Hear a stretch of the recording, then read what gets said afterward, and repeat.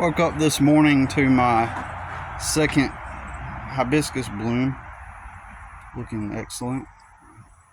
One of my customers had a stray branch on her hibiscus, and I told her that I cut it off and I was going to go plant it and grow it. She's like, okay, she lets me do that kind of stuff. And so that's my hibiscus. To give you perspective on how big it is,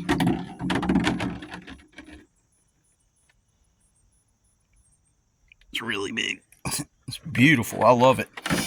I love the contrast of the dark leaves on the it's not dark red, but it's a little bit dark. It's not bright red. I like that. And there's my wandering Jew down there. I'm having like deja vu right now. Just a little brief blip of deja vu just now. My petunias, they're hanging in there. Oh my god, that is deja vu. Just the fact that I mentioned petunias, man. Golly.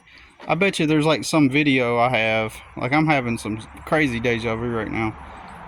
Where I mentioned petunias and I don't know, man. Just weird. Anyways, they're hanging in there. They're beginning to struggle. And I never transferred them to a bigger pot, so that might be like my black petunias just died out like early on. I probably should have transferred them to a bigger pot. And so anyways, that's the other half of that same limb is going to produce me some more hibiscus.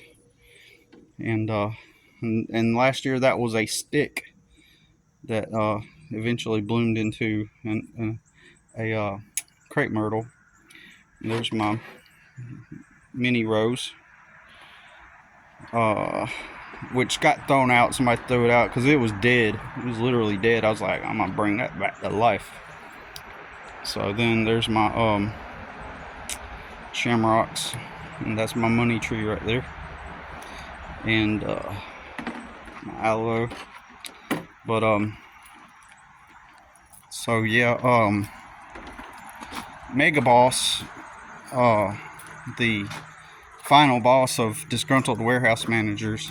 See, after it rained for 19 days, these plants started looking like this. And I water them every day that it's not raining. Every day that it does not rain. And some days when it even does rain, I water these plants. But disgruntled final boss disgruntled warehouse managers in general, they can't see past their nose, so they only see that, hey, these plants don't look good, so therefore they're not being watered. So that they reduce their logical conclusion to, okay, if they look bad, then it is because they're not being watered, period. Not because they were first bought in the spring and they're beginning to now run their course. Not because this is an example of what's called thinking laterally, and not it's thinking in a more nuanced way. It's called actual thinking, whereas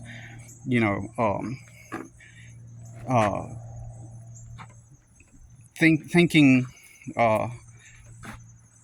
using your brain, like you can see nuance, you see variables, you see the complexities of things. But someone like disgruntled warehouse managers that hate their lives, and then they get promoted and and get raises and make tons of money, because people are stupid. 96 IQ, the average American IQ 96. So anyways, so I water the damn plants I just got done watering the plants, right? So I water them every single morning. But disgruntled warehouse manager attempts to accuse me of not watering them because she's just flat out, they're not getting watered. No, they're getting watered. I water them every day. That's what I told her.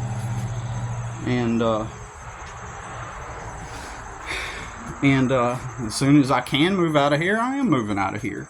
But I just think it's just kind of funny that of all the people that would end up giving me a place to live and with a good deal, it's going to be the final boss of disgruntled warehouse managers, and that's where everybody would be like, well, if she gave you a good deal, then she's helping you out, so you should, what if she does? There are literal, actual dumbasses, low IQ individuals who believe that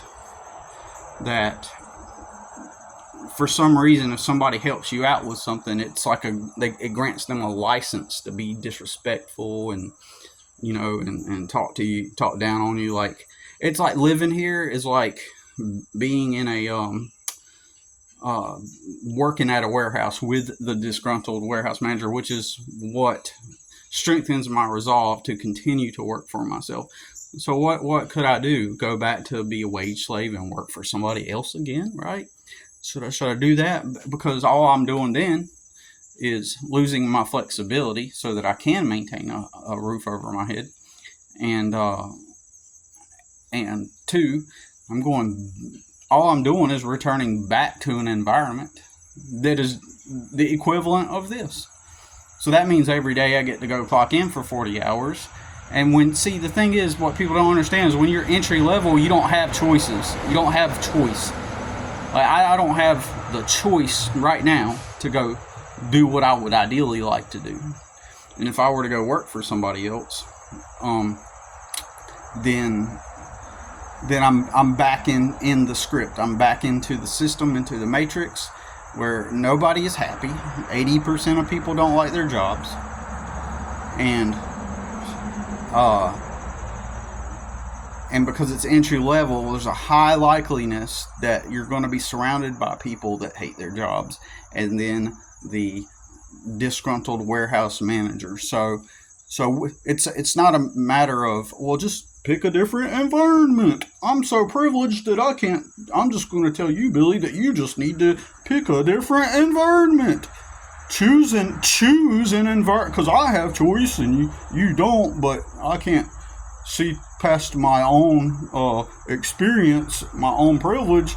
I'm just going to use deductive reasoning and say, let me choose another environment to go work in. So that's what I'm going to tell you to do, Billy. Just go choose a better environment. Choice. So go choose to go work at an environment where those types don't exist. Choose. And so it's not a matter of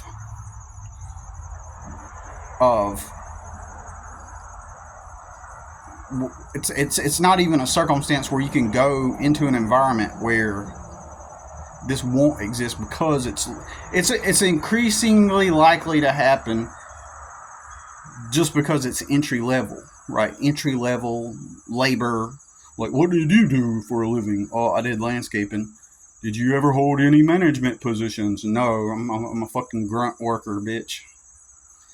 Okay, well, we're gonna put you with Ricky, and y'all are gonna move the boxes, and and y'all work together, and then Ricky's some 84 IQ dumb fuck, 79 IQ dumb fuck who thinks he's gangster, and he's always, man, you be watching them Panthers, man, and so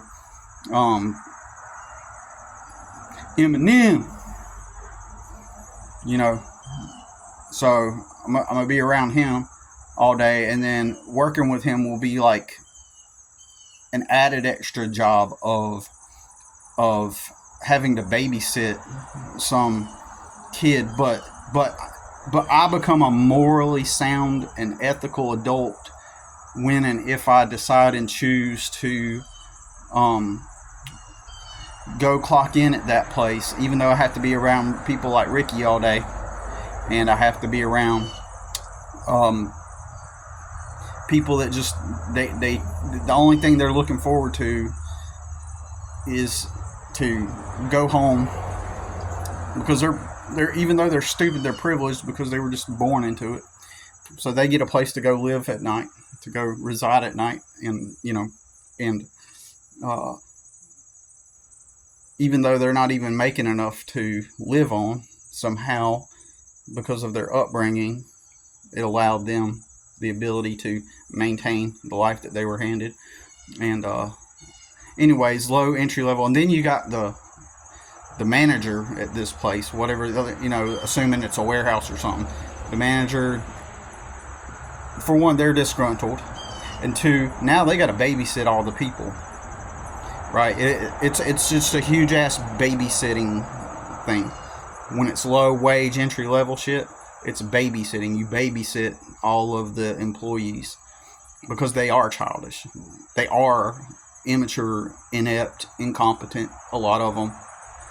And so then you got the disgruntled warehouse manager, and the reason why they're in that position, because they found that if they bully all these like low IQ people, not even low IQ people, it doesn't matter the IQ, it just, as long as they show up and they act like a bully and a punk, then they earn bigger positions in the warehouse company. And if you don't get a warehouse, because I have worked in one warehouse that was not like that, where it was like a smaller operation, but all that is a bunch of privileged people, a bunch of nepo daddy's boys, who all got jobs based on their socioeconomic upbringing, where everything was all just laid out for them and handed out for them, and so they're just maintaining that life that they were given, and so they get to dominate and rule over the other half, the lower portion of the warehouse worker, the delivery driver, and so they get to have fun lying to the employees, and there's a clear socioeconomic divide that's unspoken, but you can see these privileged nepo boys, daddy's boys, exerting their authority and their socioeconomic class over the others. You can that's just what they do, and while it may not be the disgruntled manager scenario, it is a system where the upper class, the one class above the poor fucks, they get to have superiority and dominance, and they display it. They act like it. It's so weird, because I'm specifically remembering the paint warehouse, where strangely, interestingly, it wasn't like they didn't act all uneducated or disgruntled warehouse manager. It was relatively normal, but the flex was still there, and that's what they do. Okay, that's what the privileged for the nepo daddy's boys do. They flex their socioeconomic level over you, and then they lie to you, and it's just all about whatever their objective is, and then if you suffer as a consequence, then it doesn't matter. They can just replace your ass. They could just hire another box mover to rotate the inventory into taking, shipping, and receiving, and so they're just cruising with their life on easy mode. So for me, it's not a matter of choice, like where, and it took me years to even get that type of job. It took me years to even find like a relatively normal work environment when I was working for other people. Years, like decades, like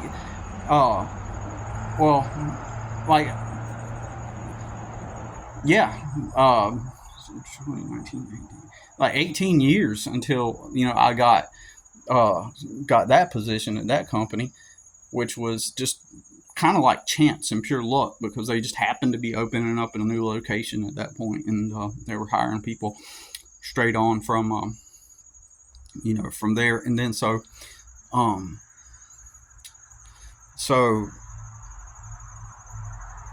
that's the one where the nepo daddy's boy Jeremy pulled me into the office when it was just me and him in the warehouse that day, and decided to grill me about about, do I have plans on stealing anything from the warehouse? Do I have plans to and he's all stern about it, like, well, you better not be stealing anything from here.